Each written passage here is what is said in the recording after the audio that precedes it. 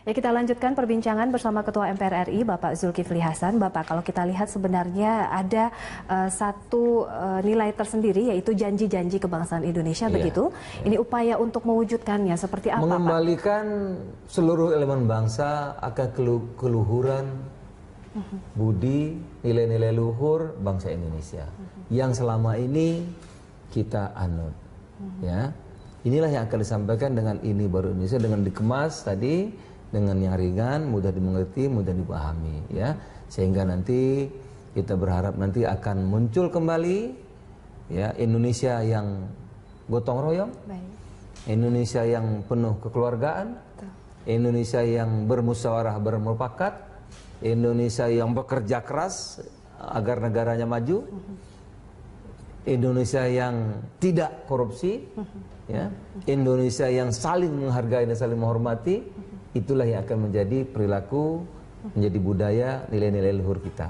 Berkaitan tadi, bagi Pak, seluruh rakyat Indonesia. Baik, kata korupsi tadi, Pak, ini kan kita di masyarakat sendiri semakin kehilangan atau krisis keteladanan semakin mengemuka begitu ya, Pak, ya. Artinya semakin banyak elit politik yang tadi Bapak katakan mungkin bertikai di parlemen, begitu juga ada kehidupan perilaku sosial masyarakat, banyak kejahatan dan lainnya. Ini seperti apa kalau kita lihat apa yang diharapkan oleh pimpinan MPR RI sendiri terkait gerakan ini baru ini? Kita mengembalikan, membudayakan nilai-nilai yang kita punya.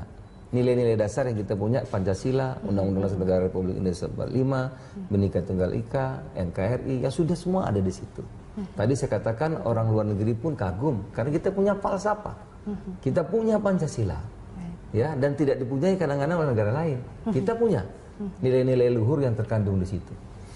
Nah, hanya memang setelah dalam perjalanannya ini, ya, soal kekuasaan, soal orang ingin mau hidup instan cepat, apa-apa semua mau cepat, sehingga nilai-nilai kepatutan tadi, ya, kepatutan misalnya, ya, kepatutan apa kepatutan? Orang kan kalau sarjana ya sekolah, pendidikan. Sekarang tidak lagi malah membeli, kan sungguh tidak patut. Ada juga misalnya teman-teman kita pejabat, ya, yang mewakili rakyat, rakyatnya lagi sulit harga-harga naik sekarang. Tapi ketemu rakyat misalnya pakai mobil yang sangat mewah, mungkin boleh saja, tapi tidak patut. Ya. Inilah yang ingin kita kembalikan, jati diri kebangsaan kita, nilai-nilai luhur, ya, kebersamaan, gotong royong, musyawarah mufakat, kepatutan, ya, etika, moral, kejujuran yang menjadi ciri khas, menjadi perilaku seluruh anak bangsa. Itu, Indri. Dalam reformasi ini banyak yang sudah kita capai, ya. Ada kemajuan, ada ini dan sebagainya, itu bebas bicara dan sebagainya, itu banyak kemajuan. Pilihan langsung, presiden langsung, banyak, ya. Kemajuan itu banyak, bukan tidak ada banyak. Dibandingkan misalnya negara-negara tetangga kita yang lain. Misalnya dengan ASEAN saja, ada yang nggak berhasil mengembangkan demokrasi. Timur Tengah nggak berhasil. Kita berhasil. Jadi banyak, bukan tidak ada. Tetapi banyak juga masih ada yang belum kita selesaikan ekses daripada keterbukaan demokrasi. Misalnya terjemahan demokrasi kita itu musyawarah mufakat itu sepertinya hilang, ya, malah terjemahannya satu orang satu suara, pokoknya tarung berkelahi. Nah, ini kan ekses. Nah, kita akan kembalikan, luruskan, ya, kita punya Pancasila, punya Undang-Undang Dasar dan lain-lain. Mari kita ikuti nilai-nilai luhur bangsa Indonesia itu. Musyawarah mufakat, gotong royong, kebersamaan, saling menghormati, saling menghargai. Itulah budaya kita. Gitu. Dalam perjalanannya ini, Pak, kalau kita lihat untuk sosialisasi dari 4 pilar sendiri, apakah ada hambatan atau seperti apa sih mungkin dinamika? Ya, memang sekarang, Indri, kadang-kadang tidak mudah, ya. Jadi saya punya pengalaman banyak kalau ke daerah itu. Jadi kalau kita sosialisasi, kadang-kadang ada juga pemerintah daerah mengatakan, oh ini kan bukan tugas kami, ya ini urusan MPR, gitu. Bayangkan sedihnya, masa Pancasila urusan MPR, Pancasila, Undang-Undang Dasar ini kan urusan kita. Padahal pejabat juga urusan sebagai kita negarawan harus juga, ya, Pak, ya. Dan harus kita wujudkan, karena ini janji-janji kebangsaan. Harus diwujudkan oleh seluruh anak bangsa, apalagi kalibernya bupati, gubernur, pemerintah daerah, pemerintah pusat, menteri, ya kan harus. Ya, tapi kadang-kadang kita menemui itu. Di masyarakat juga beberapa kesempatan kita jumpa, kita sampaikan Pancasila, itu kan urusan orang tua, gitu. Nah, inilah yang kami perbaiki, ya, mencoba metode yang lebih mudah. metode yang lebih ringan, ya. Misalnya kalau kita sosial di masyarakat, kalau ada di kampungnya rakyat itu ada masyarakat miskin, tapi nggak ada Pak Raskin, temannya Pak Lurah malah dapat. Itu bukan Indonesia. Ya. Jadi dia harus membantu agar yang miskin itu betul-betul dia tolong, dia bantu untuk dapat raskin. Dia lewat waktunya untuk mengurus ke kelurahan, membantu tangga yang miskin itu sehingga tetangga yang miskin ini dapat beras, kehidupannya menjadi baik. Ini baru Indonesia. Lebih mudah, tidak harus dia menghafal Pancasila, tidak harus dia apa itu Undang-Undang Dasar 145, tetapi dia tahu, oh ini tuh yang dimaksud Pancasila itu. Itu kira-kira.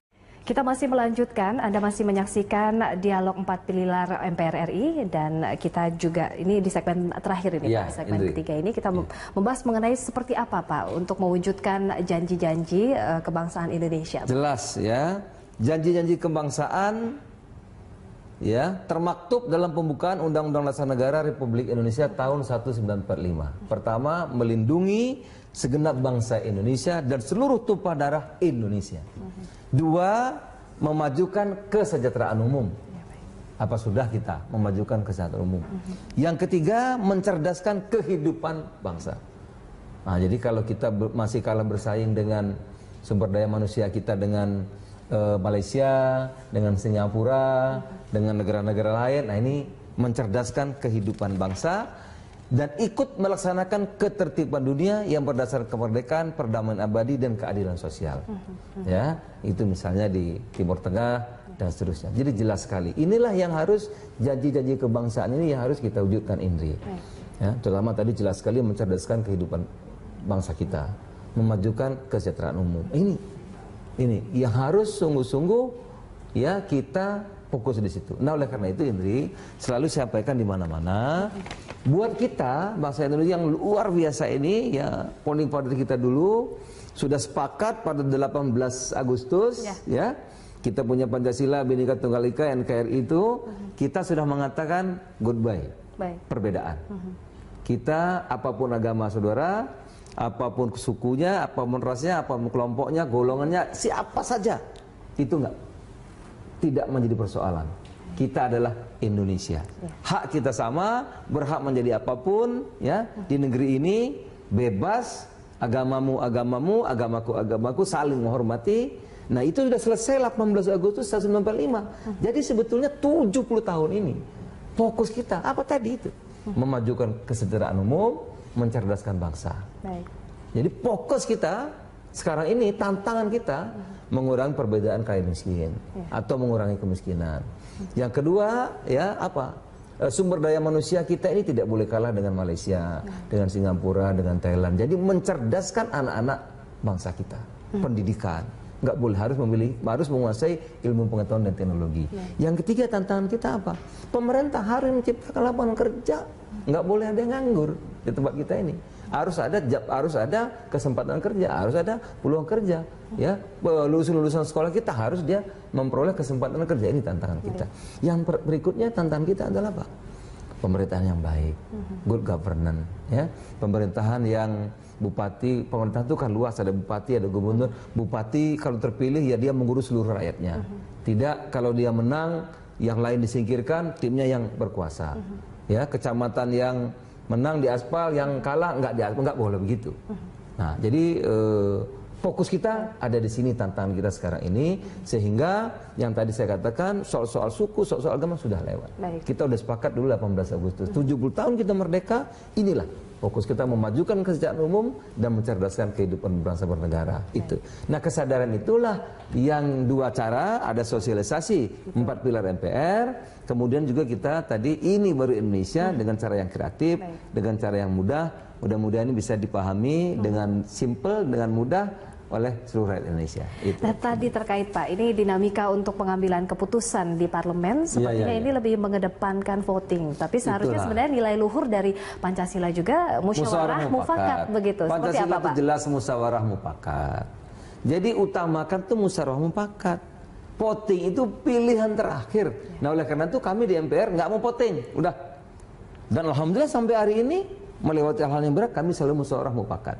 Boleh 1 hari, boleh 2 hari, kita musyawarah mufakat, termasuk soal pimpinan, soal pembagian alat kelengkapan, kita semua musyawarah mufakat dan alhamdulillah bagus, baik hasilnya. Tapi kalau sedikit voting, apa yang terjadi? Tentu akan ada perkelahian, tentu akan ada kalah dan menang, tentu akan ada yang luka. Oleh karena itu voting itu sebetulnya diperbolehkan, tapi pilihan yang paling akhir. Utamakan musyawarah mufakat, gotong royong, asas kekeluargaan itu. Baik, ini Bapak, pertanyaan terakhir ini mungkin tantangan ke depannya, sulitkah untuk bisa mewujudkan nilai-nilai luhur Pancasila? Karena seiring dengan perkembangan modernisasi global tergerus begitu Pak? Tidak, tapi ini tentu kita harus bersama-sama, pemerintah pusat. Tidak, kalau MPR sendiri pasti tidak bisa. Tidak mampu. Tadi ini DPR, MPR, DPD, pemerintah pusat, pemerintah provinsi, kabupaten kota, TNI Polri, media massa. Kalau ini terus-menerus kita gabungkan, Amerika itu juga begitu bineka. Dari berbagai suku ada di sana, itu ya. Tapi mereka kuat sekali, gitu.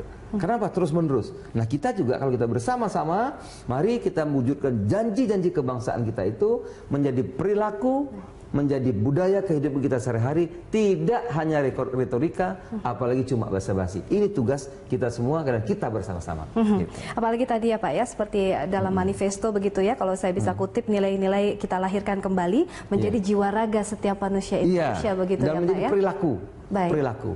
Kesantunan itu menjadi perilaku, kejujuran itu menjadi perilaku, tidak hanya retorika dan basa-basi. Menghormati antara satu agama dan agama lain itu menjadi perilaku kita. Menghormati suku itu menjadi perilaku kita, tidak cuma retorika apalagi basa-basi. Itu yang harus kita wujudkan. Mari kita sukseskan ini ya Pak ya, gerakan tadi ini baru Indonesia. Baik, terima kasih Bapak dalam perbincangan kita kali ini telah hadir dan kita akan berjumpa kembali dengan topik lainnya begitu di perbincangan lainnya. Demikian pemirsa, kebersamaan kita dalam dialog 4 pilar MPR RI. Saya Indri Soekardi, mewakili kerabat kerja yang bertugas undur diri. Terima kasih atas perhatian Anda. Sampai jumpa.